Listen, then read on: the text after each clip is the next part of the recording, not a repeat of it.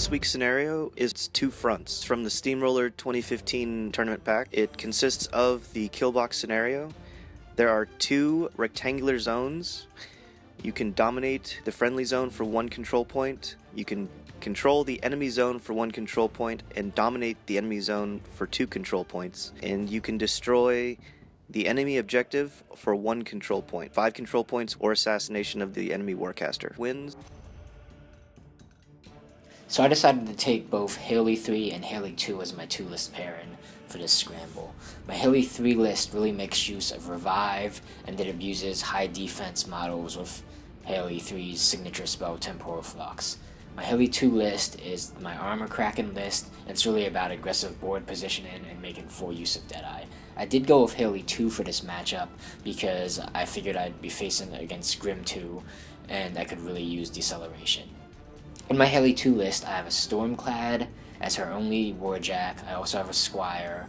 I have a max unit of Storm Lances, a unit of Stormblade Infantry, and that includes the Officer and Standard as well as the 3 weapon attachments, the Stormgunners. I have a full unit of Nyss Hunters. Again, they're a great unit to make use of Deadeye, so that's why they're in here. And then for my solos, I have a Stormblade Captain to help all of the Storm Infantry. I have Ragman for Armor Kraken. I have Anastasia di Bray because she's just broken with Haley, Gorman, and a Journeyman Warcaster.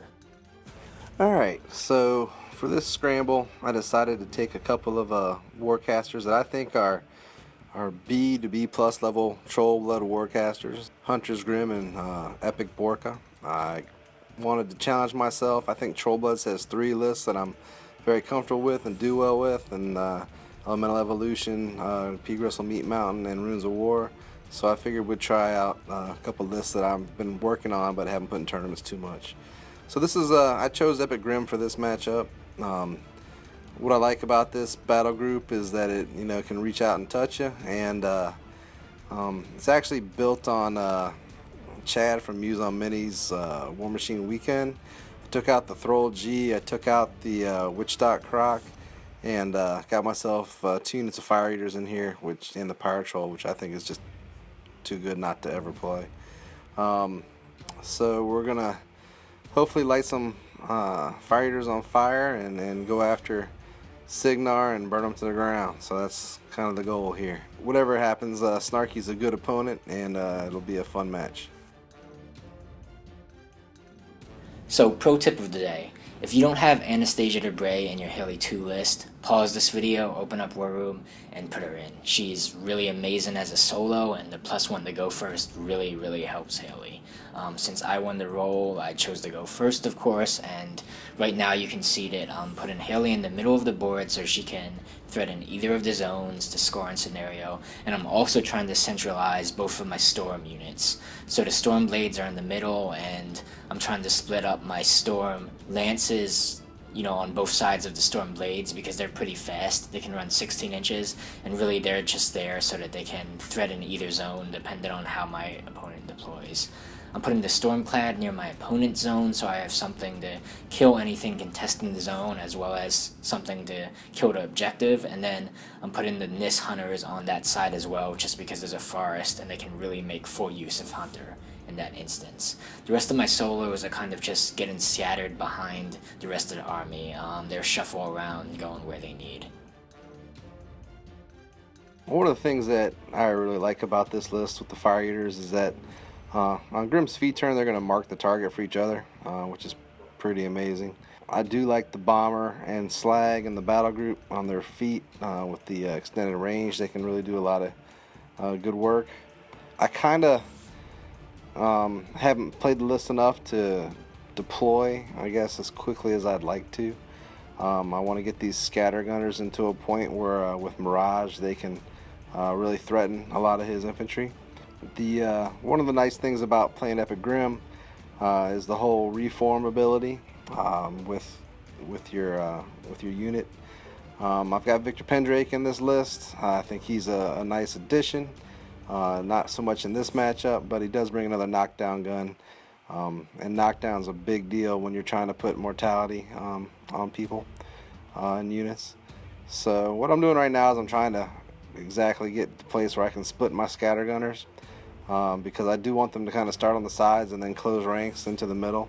And what I'm finding is, what I'm going to have to do is kind of split into 3 groups so that the UA will catch both sides and I can get them kind of position I want. I want them to be kind of a out in front screen unit, and without having advanced deploy, you have to do a little bit of work to make that happen. One of the things I think is a good suggestion is when you can't always get an opponent, and it's good to practice setting up and unpacking your own army. I'm going right into my advanced deploy since Snarky didn't have any. I'm setting up the fire wheel here. One of the real nice things about having a bomber in my list is I'm going to be able to put girded on them and not maybe light them on fire to start off with. The pigs are, I think, almost an auto include with any Epigrim list. They just do so much work.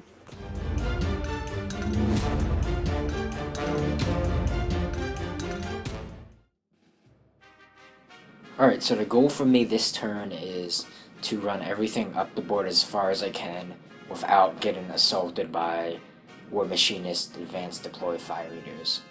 For anybody who's playing against Fire Eaters, that's just under 9 inches. With Assault, those guys threaten really far and are super dangerous. Right here, I'm just moving up my Nyss behind the forest to keep them out of line of sight, and next I'm starting to move my Storm Lances up. Again, I'm putting them in a position where they will threaten anything that enters the zone, but they're still out of the assault range of those Fire Eaters.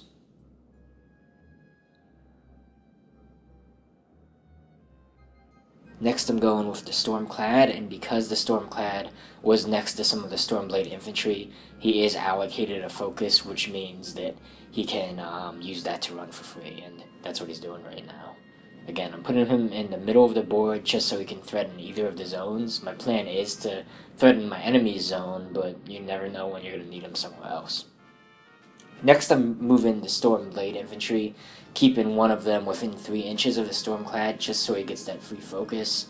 And like the Storm Lances, I'm kind of keeping them in a central board state and trying to spread them out so they can threaten an assault charge on either side of the board. Next, Haley's moving up behind the Stormclad. She's casting Deceleration, and she is just going to camp the rest. I'm running up now with, looks like, Anastasia and Gorman. My plan is going to be to feat next turn, so I want to put them in positions where I can feat, move them up, free of reprisal, and then use them the following turn.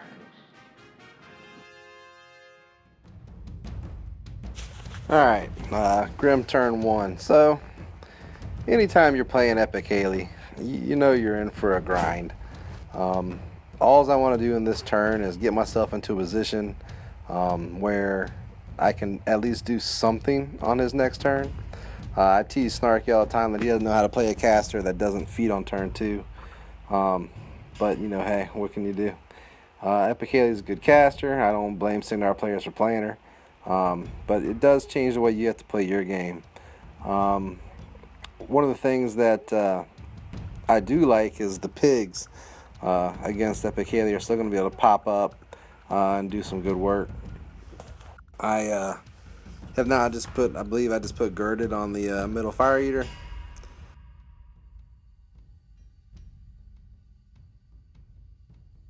They'll probably shuffle up here in a bit. One of the things that's also nice about this list is it's got enough shooting that if I can get stuff in a good position, I don't necessarily have a dead turn on his feet turn, which is always nice.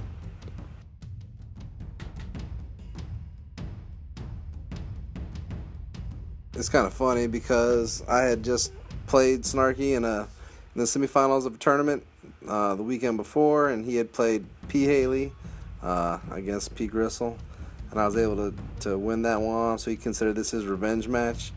I think that it's kind of funny that he took Epic Haley.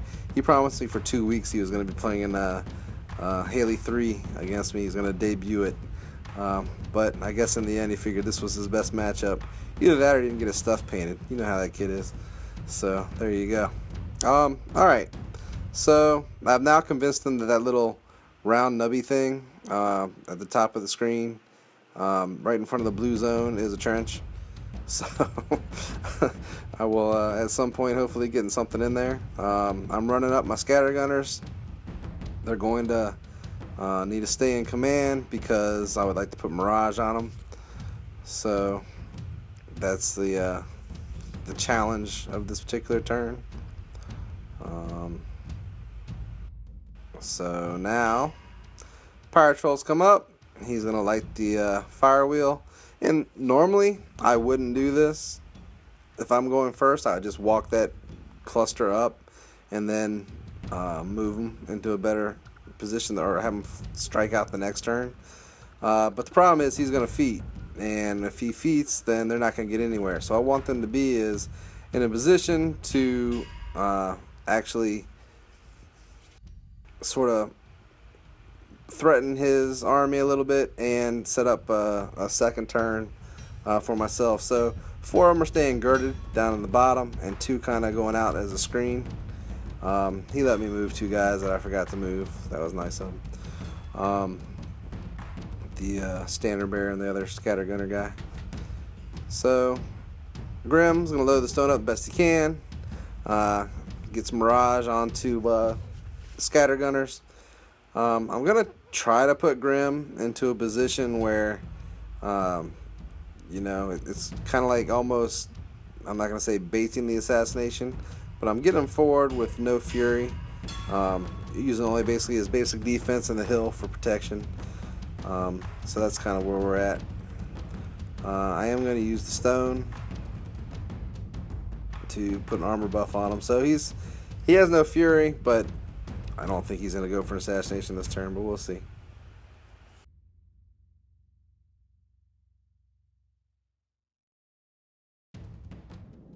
In most games with Epic Haley, I end up feeding on turn 2, and I'm definitely going to feed on turn 2 for this game. Right now I'm trying to decide what I want to do with my focus. Against ranged heavy lists like Epic Grimm, 3 of it is most likely always going to be used to cast Deceleration, so I'm sure I'm going to do that. And then it's really just trying to figure out if I'm going to Deadeye a couple units, TK something, allocate anything to the Stormclad. Looks like I'm asking a little bit about the threat ranges right there. One thing to note is that black chip in front of the Slag Trolls is the burrow token, so burrowers are going to come out within 5 inches of that. The nice thing about Haley, though, is that her feat is an aura, so it will affect them when they unburrow. Primarily, I want to kill as many of the Scattergunners as I can, and kill or jam up the Fire Eaters. I've played a lot of games against Warmachinists, and those Fire Eaters do mean things. I can't even count on one hand the amount of times they've set my caster on fire. Looks like I allocated 1 to the Stormclad right here. He gets another one for being within 3 inches of the Stormblade Infantry, and I'm advancing him his 7 inches, that extra 2 he got from being bonded, of course. Taking a shot at one of the Fire Eaters, boosting to make sure it hits. Looks like it hit, and then boosting damage. Oh, so I was rolling Electro Leap actually on the other Fire Eater, it didn't do anything, and then I was boosting damage on the one that I hit. And it looks like he didn't make his tough check, so that's 1 Fire Eater gone.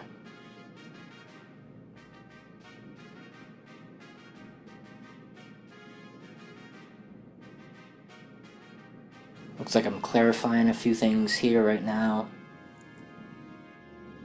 And now I'm activating Haley.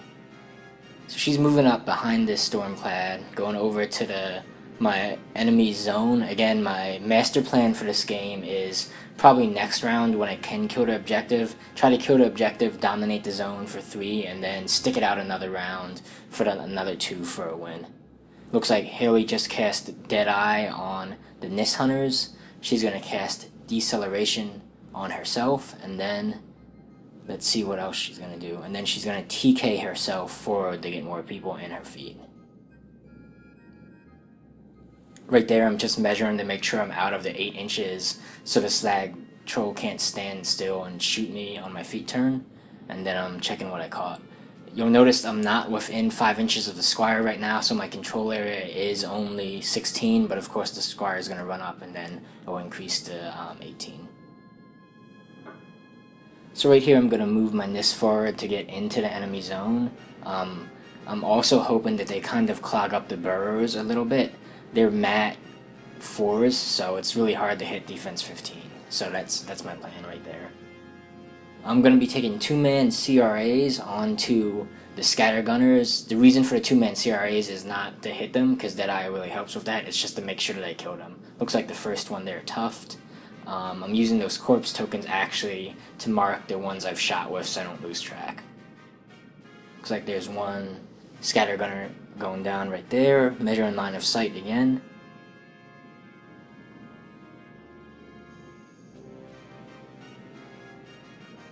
Looks like another one Tuft again.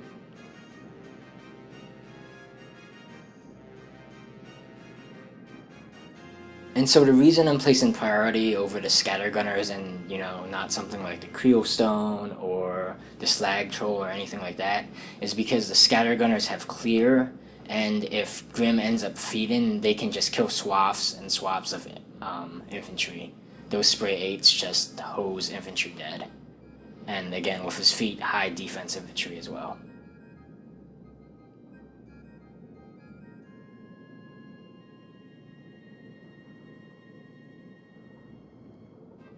So now I'm trying to decide what to move next. Again, the Fire Eaters have a huge target on their head, and they're really scary. So it looks like right now I'm moving Gorman up. I'm going to throw a Black Oil Bomb, it looks like. Just measuring the maximum distance, and I'm hoping for a 1 on direction and a maximum deviation. If I do end up Black Oiling them, it will allow me to keep my Storm Lances back a little bit, maybe do a ride-by attack, so that's what I'm hoping for. It looks like I did get the 1 on the direction, but it doesn't quite go far enough to Black Oil any of them. Gorman's pretty safe from reprisal because of Hilly's feet, so you know it's worth a shot to do that. Now I'm activating the Storm Lances. Looks like the first one back there is going to charge the Scattergunner right there. Right now he's doing impact attacks. And the thing that's great about the Storm Lances is they hit pretty hard. They have brutal charge, so they hit at a POW 15, but they also have a ton of ways to clear infantry. They have their impact attacks, they have an assault shot, they have electro leap off the assault shot, and then they have the charge attack itself. So I mean, if there's closely grouped infantry, they'll kill it all. I love me some Storm Lances. So it looks like I ran one of the Storm Lances up just to engage the Slag Troll so he can't shoot anything, and then I put the other one in the space between the Nyss and Haley just to make sure that Warmachine doesn't get any Burrowers on the Haley. You know, a few lucky shots could just damage her enough that makes her too scared to dominate the zone.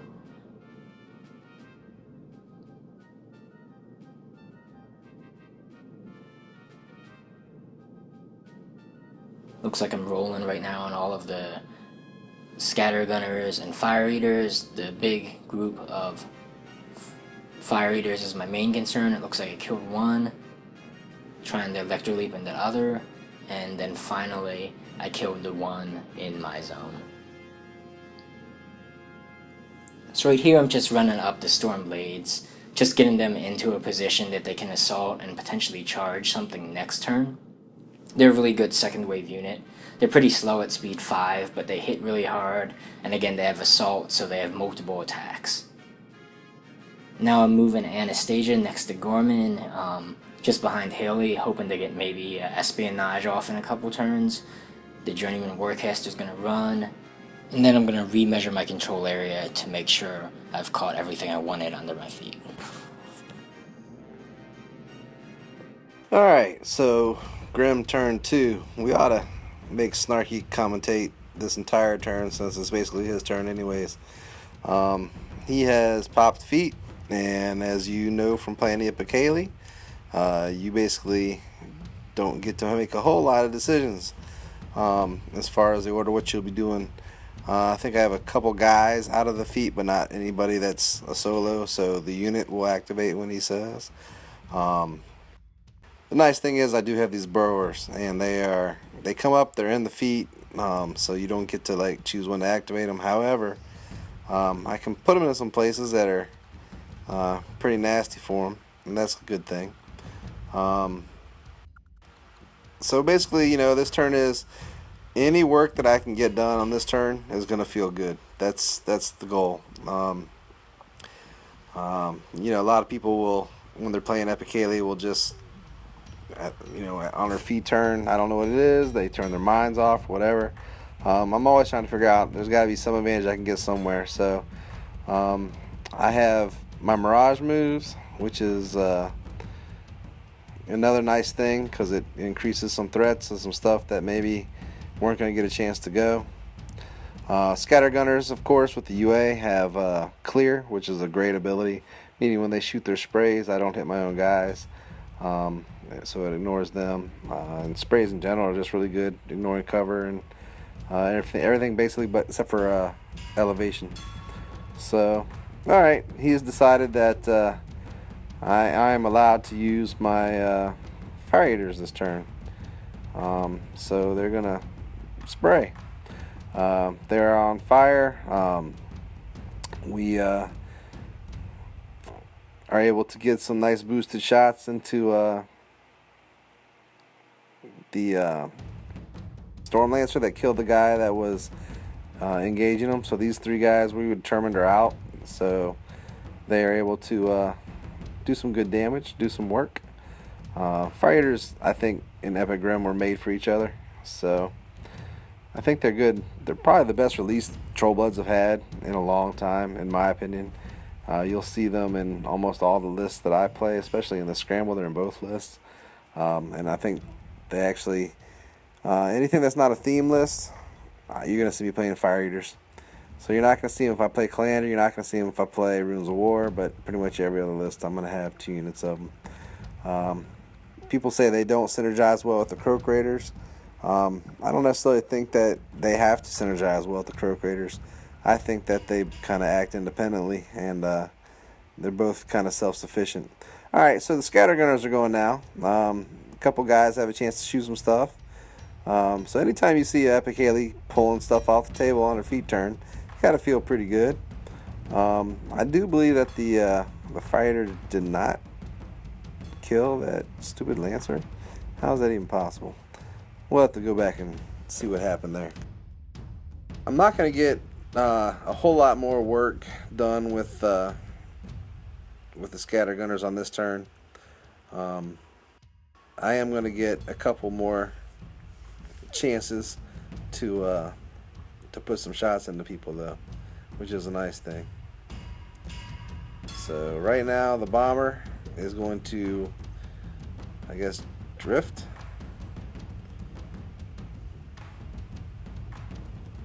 And I do believe he put girded back on the Fire Eaters, but I can't remember.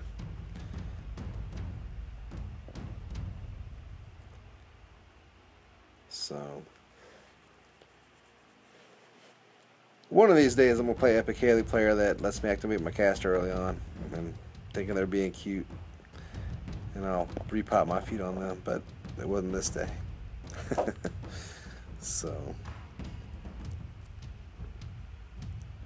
alright, so now the amazing and stupendous pigs, I believe, are activating. And every now and then I can roll some hot dice. It's not a given. If you ever watch me in these videos trying to make tough rolls, I'll hit like maybe 1 out of every 10. But right now these pig burrowers, needing ridiculous things to hit, are going to take off some value pieces. Those guys were in the back of the, they popped up in the back of that cavalry guy. So now the Slag Troll's free, which is a nice thing. Again, the pigs are basically just trying to, I learned a lesson playing this game. You have to, if you roll enough dice, you're going to get any roll you need. So when you need, you know, 8s or better, or 9s or better, or 10s or better, if you can put a high volume of attacks into somebody, eventually you're going to get what you want. But these pigs did way more than they should have. They're taking out Nyss, and that are Nyss are defense, so I need like, what, 11s to hit those guys? So the fact that I kill, I think, 1, maybe even 2 Nyss, you know, that's pretty good work. We'll take that any day of the week. So my hopes is that stuff is jammed up enough here that he's not going to be able to get Anastasia over to me and take yet another turn after this one. But one of the things I did like about this matchup is that, you know, there's a lot of lists in Trollbloods that you do absolutely nothing on this feat turn. At least this one has enough of a range game where it gets to do some play. So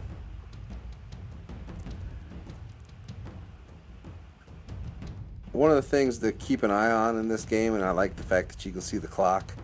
I actually had a good clock advantage going into this turn, and I think I took a little bit too long.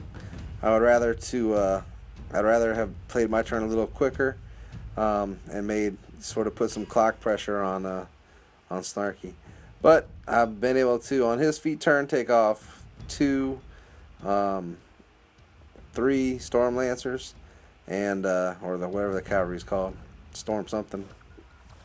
And I think this other guy in the front has 1 hit point left. So all in all, pretty pleased.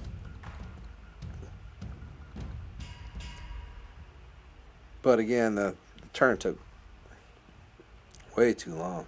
There's just no way. I mean, I think I had 47 minutes on my clock when this turn started and down to 28 minutes or something like that. So anyways, Grimm's finally going to get a chance to activate, and they do get to do reform, and now the stone is going to try to come up and try to put a little bit of a meat shield wall in front of Grimm, because now I do think that he has a chance at assassination.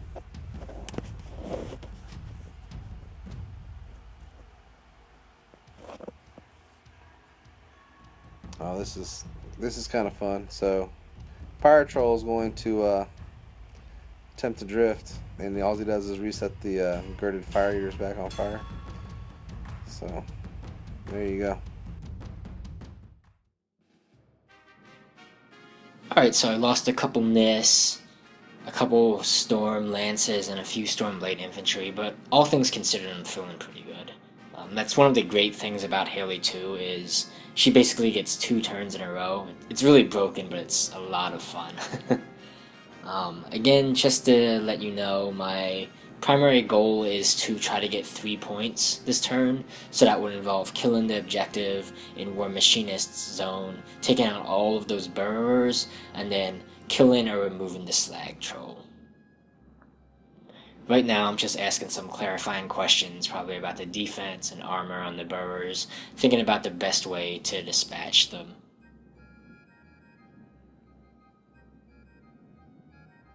So one thing that's kind of concerning to me is there still are fire eaters on the board, and I'll tell you, it only takes 1 fire eater to kill Haley. She does not like being on fire, so part of my plan is definitely going to involve trying to get rid of those guys as fast as I can.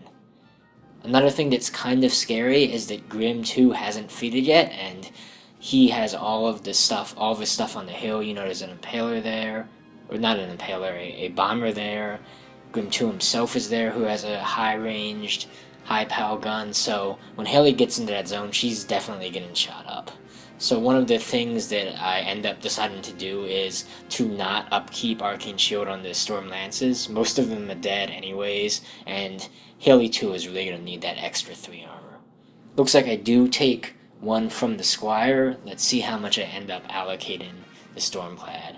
I think I give it something like 3.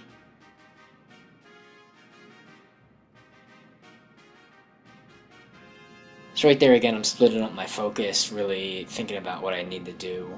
I'm probably going to have to TK. Okay, it looks like I gave the Stormclad 2 of the focus. I'm probably going to have to use 2 of it to TK the Slag Troll out of the zone, because I'm not gonna be able to get to him this turn. And then the other 2 is probably going to be used to move the Stormclad so he can walk over into the objective.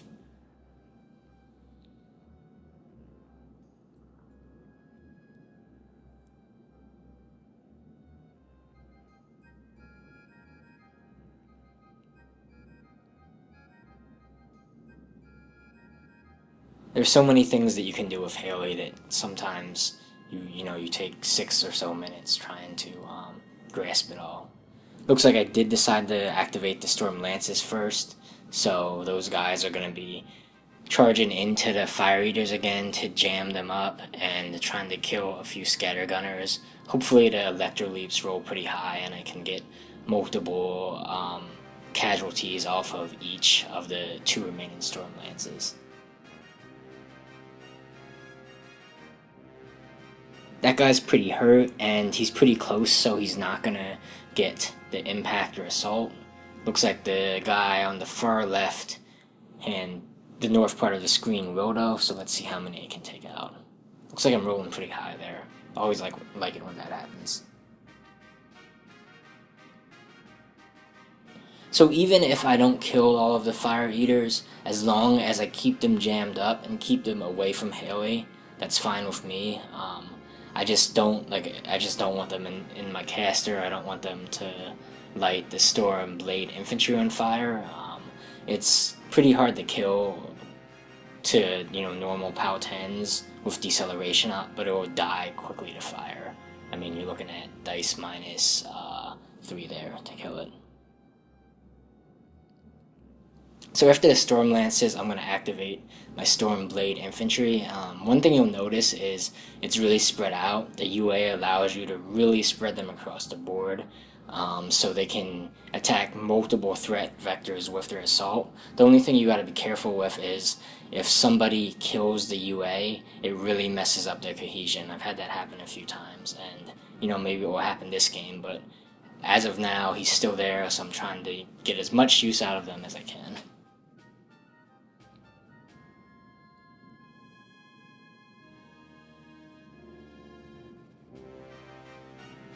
Looks like I'm assaulting with all of them near my zone, and I'm actually going to get the charge with a few of them closer to my opponent's zone.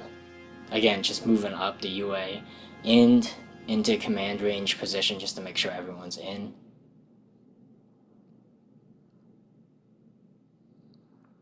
Now, since I activated these guys before I activated Haley, they're not dead-eyed, so they do need 7s to hit, so about half of them are probably going to miss. But once they hit, as long as they're within 5 inches of the leader model, they hit pretty hard at a power 14, so they should be killing stuff. Looks like one of the Burrowers I assaulted with the Stormgunners passed his tough check. I think it's the one in the zone too, so I'm going to have to find a way to clear him out of there. Looks like I shot him again and he passed.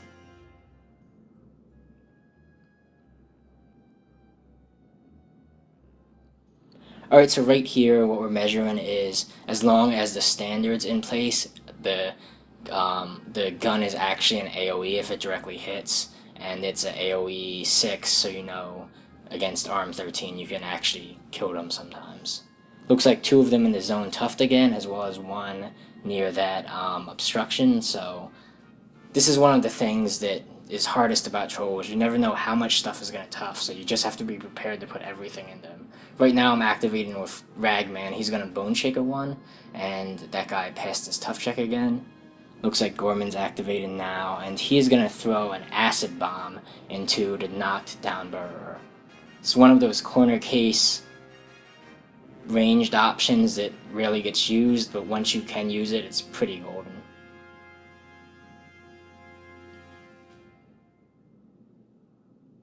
So right now my opponent's rolling tough on all of his models, and it looks like they all toughed. They are corroded though, so they'll die next turn, but that's really not going to help me this turn when I need to get my Stormclad into the zone and need them out of the zone. Sometimes your opponent just rolls a lot of tough checks though, and you just gotta work through it. So it looks like right now what I'm gonna do is my Nyss are actually gonna move into positions to shoot the Burrowers. One thing I need to keep in mind is I still need to get Haley and the Stormclad into that zone, so I can't really move them in a way that would jam me up. So what they're doing is they're kind of trying to make a almost like a charge lane for Haley and the Stormclad, and they're just gonna shoot the Burrowers. Let's see if these guys tough a third time. Looks like luck's on my side this time.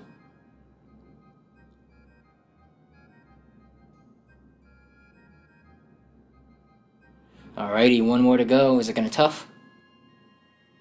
And I got it out. Fantastic. The other ones are just gonna take some remaining shots into the Scattergunners, Again, I'm pretty sure Grim's going to feat next turn, so I just want to make sure that I can kill as much of his stuff as possible. Because one good spray could easily take out half of my unit of Nyss Hunters.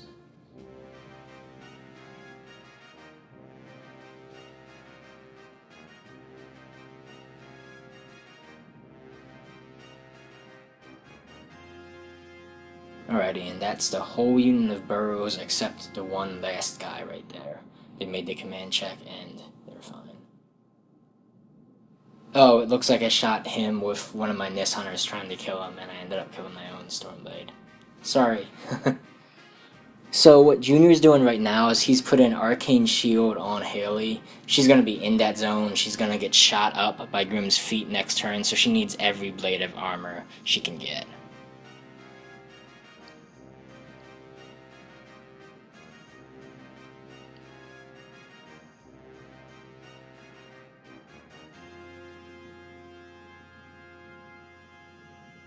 Right now, Haley's counting up her focus again, trying to decide to make best use of it. The Squire's running into a position that he's going to be able to re-roll if need be. Again, it looks like I'm measuring to get the Slag Troll just within 8 inches.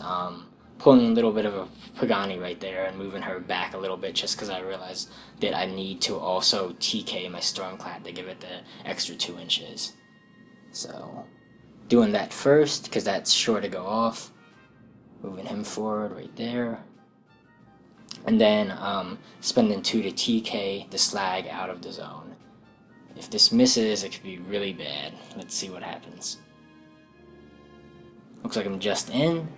It hits, great, and the Slag is going to be out of the zone and not facing me, so no aiming bonus for him next round. Now I'll use a proxy base just to ensure that my Stormclad can fit through the Stormblade Infantry and Haley. It looks like it just fits through, and we're precisely measuring out how far he can walk, that 7 inches, just to make sure he's in range. He's going to take a couple sword swings into it and kill it like that. So right now, that means that I get 3 points between dominating the zone and objective dying. So the good news is, we're still around. Better news is we still have some pieces left on the board, and the even better news than that is we haven't feated yet. So we're looking at a feat turn here, and again, that's what you have to do when you play Haley. You gotta basically weather 2 turns of, you know, not a whole lot going on your side. Hope you have enough left from your positioning that you can mount the comeback. He's gotten up 3-0 on control points. That's never a good thing. I probably should have done a better job getting stuff in that zone. You know, at least had Victor Pendrake maybe towing the backwoods or something like that. But I think that, you know, you do the best you can in this situation. And right now, I've got a couple goals for this turn. One is I want to free those Fire Eaters up so they can get assault shots on Haley. Another goal for me this turn is right now I'm flooding the zone as much as I can with the Krielstone. You know, kind of just put a bunch of tough bodies in there that he has to get rid of. Stuff that's not easy for him to TK out. So one of the nice things again about Grim is that you know, you're never out of the game. He's always got an assassination run in him, and I think where he's positioned Haley under my feet, I'm going to get a lot of work done. I spent a long time debating on upkeeping Mirage on the Scattergunners. Eventually I decided that I wanted to have my full Fury stack in order to you know, not be hampered at all. Going back and counting it up, I think wish I'd have kept the Mirage on them. However, we're going to play. The last surviving Pygmie has now gone up into a place where he can mark the target. Effigy of Valor was pretty instrumental in those guys not breaking when they were getting decimated by the Nyss. So the one guy left has a, you know, has a good purpose to play here, and he's now going to mark the target for the rest of my guys.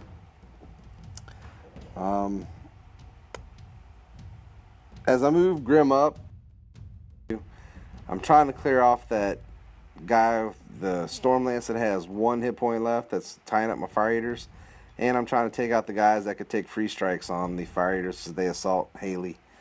As good as Haley is, she doesn't want to take boosted POW 6s to hit, and sorry, Rat 6s to hit, and boosted POW 12s and damage.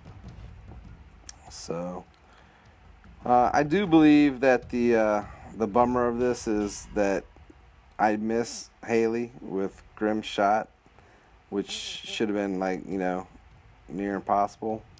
Or I'm not sure exactly how this happens, but no, I did some damage. I hit, but I didn't do a whole lot of damage. He's camping a good amount. So it comes down to I think I miss a pursuit.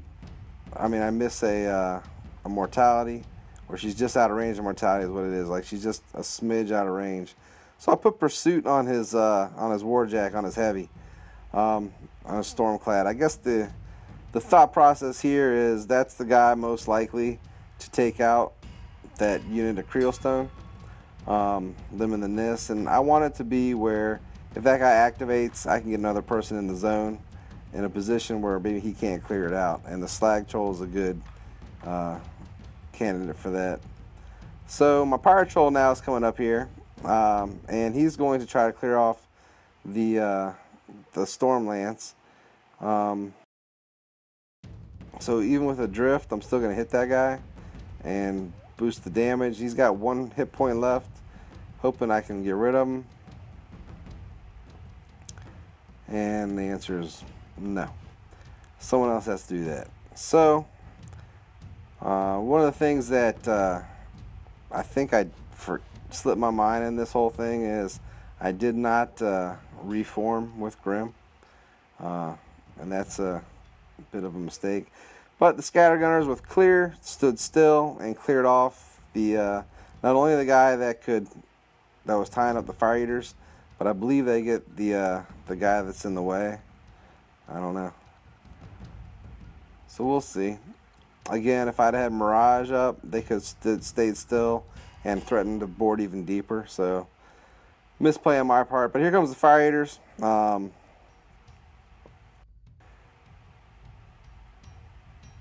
I'm not going to get as many on Haley as I wanted to, but they're going to get to do the job. So basically giving these guys a chance to turn loose is just nice, because not only are they boosted 6s, but they are marked the target as well. So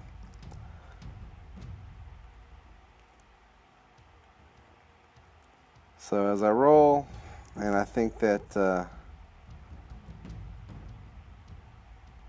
I actually do not get damage on Haley with my last Fire Eater, which is very sad. So he's on fire, and I think like 5 or 6 life. Slag's gonna come in. He's gonna get shots off. So at this point, I'm feeling decent about my chance to win this game.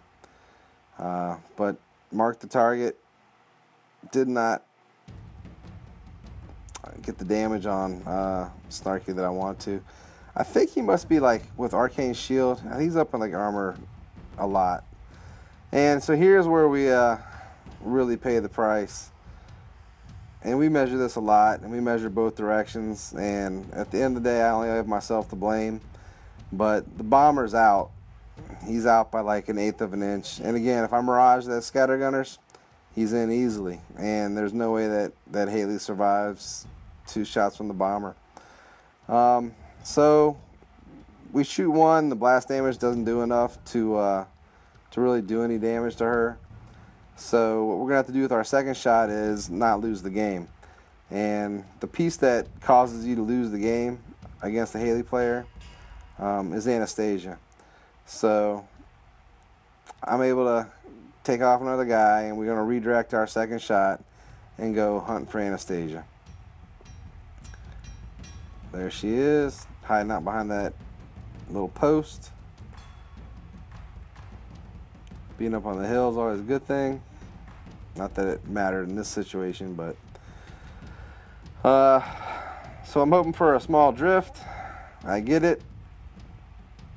I clear out, Anastasia, and I think 2 more of those ridiculous infantry.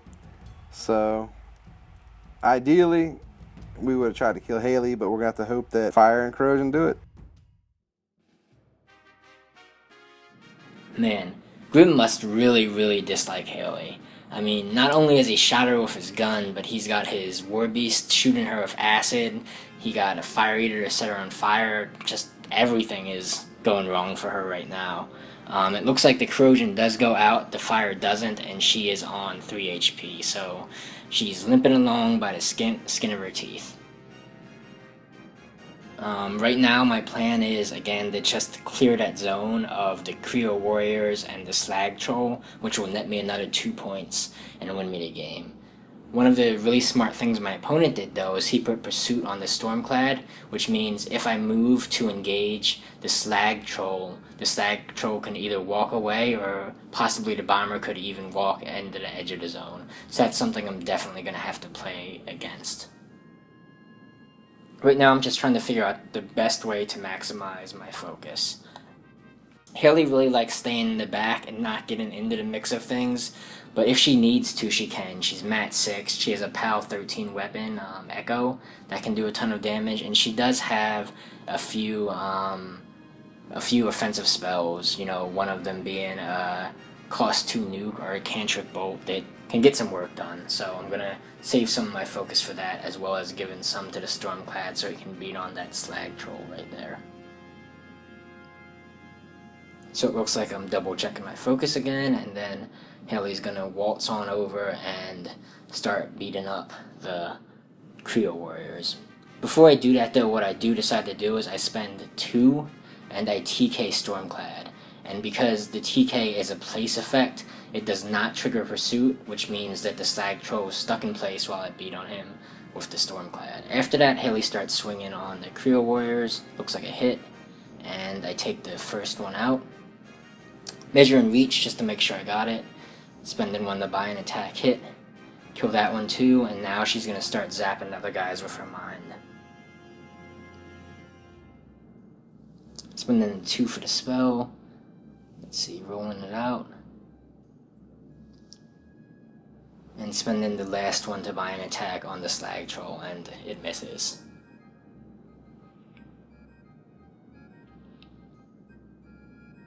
So right now I have my Stormblade Infantry getting the assault order again, potentially assaulting the Krielstone, and again just trying to get as many attacks into the zone as I can. You know, trolls can just roll a few tough rolls and ruin your day, so I just want to get as high volume of attacks into that stuff right now. The assault shots are only Rat 5 though, and it looks like a lot of them won't be in range in the 5 inches of my leader, so they are only POW 12, so it's kind of dicey if they even do anything. Looks like they didn't right now. My Stormclad is beating up on the Slag Troll, and every time he hits the Slag Troll, the Krielstone takes a POW 10, so that's what I'm rolling as well, trying to eliminate that through Electroleaps. Looks like it's not going so well, but I am doing a bunch of damage to the Slag Troll, and by spending all of my focus I should be able to take it out. Let's see if I do it. Looks like it just does it right there.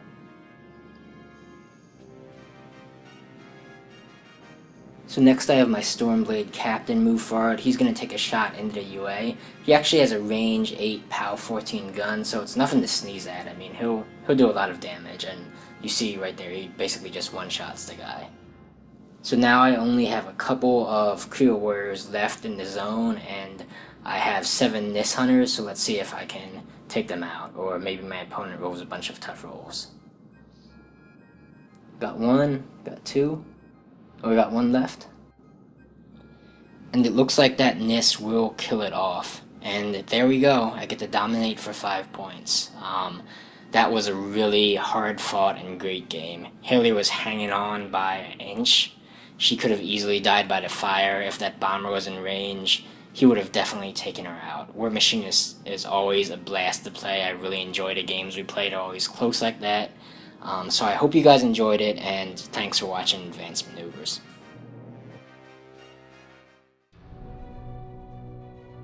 Well, we fell a little bit short this time, gang. you know, I feel like I was able to give Epic Haley a good run. Not upkeeping Mirage really came back to haunt me, as the bomber would have been in range, and I think I left Haley on what, 3 life. So that would have done her in. A couple direct hits from that guy, she's done. But live and learn. It's the small mistakes that cost you. Snarky did a real good job of TKing his Ironclad forward and using all those Electro Leaps. So, you know, he earned it, and I think he cleared that scenario out with less than 30 seconds on his clock. So kudos to him, and hope he does well the rest of Scramble, and I'll try to make a comeback with some E-Borka later on. Take care.